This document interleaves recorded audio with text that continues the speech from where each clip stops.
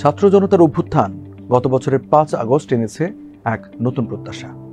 এই অভিলাষের মূলে গণতন্ত্রের পুনঃপ্রতিষ্ঠা, দমন পীড়ন মুক্ত সমাজ, ন্যায় বিচার নিশ্চয়তা ও অর্থনৈতিক স্বস্তি।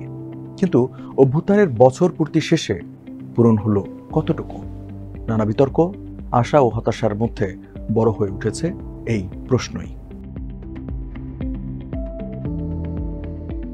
পাওয়ার অ্যান্ড পার্টিসিপেশন রিসার্চ সেন্টার PPRCর এক জরিপ বলছে, দেশে নিত্যপণ্যের দাম ক্রমাগত বাড়ছে, পাশাপাশি বাড়ছে শিক্ষার ব্যয়।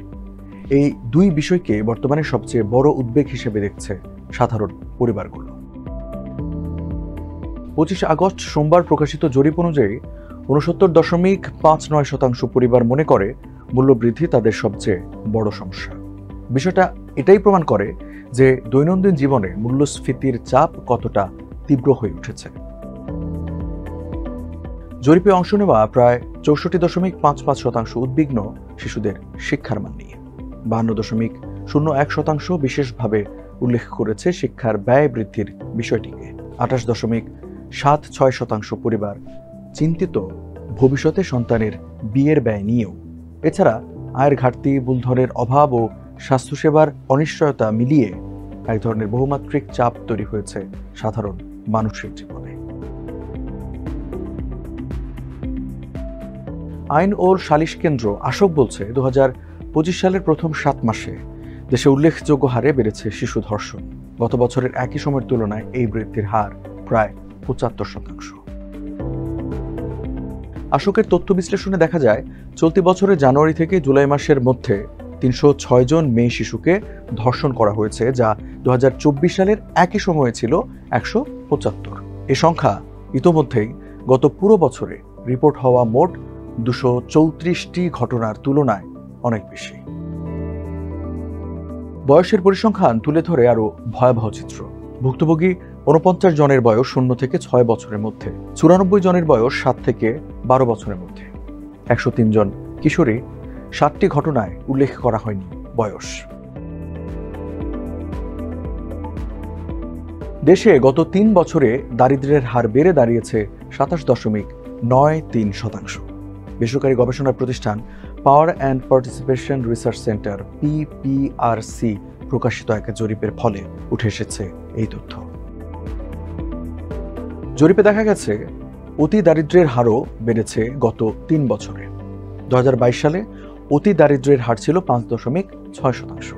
সেখানে 2025 সালে এটি বেড়ে হয়েছে 9.35%। অর্থাৎ গত 1 বছরে লাগাম টানা যায়নি দারিদ্র্যের হারে।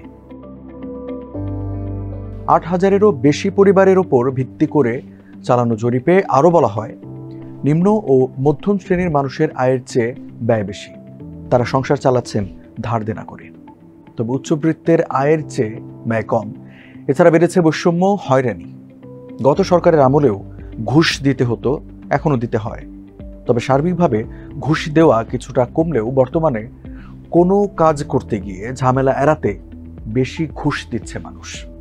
আওয়ামী লীগের সময়ে যেটি ছিল 21.51%, সেটি এখন বেড়ে হয়েছে 30.79%।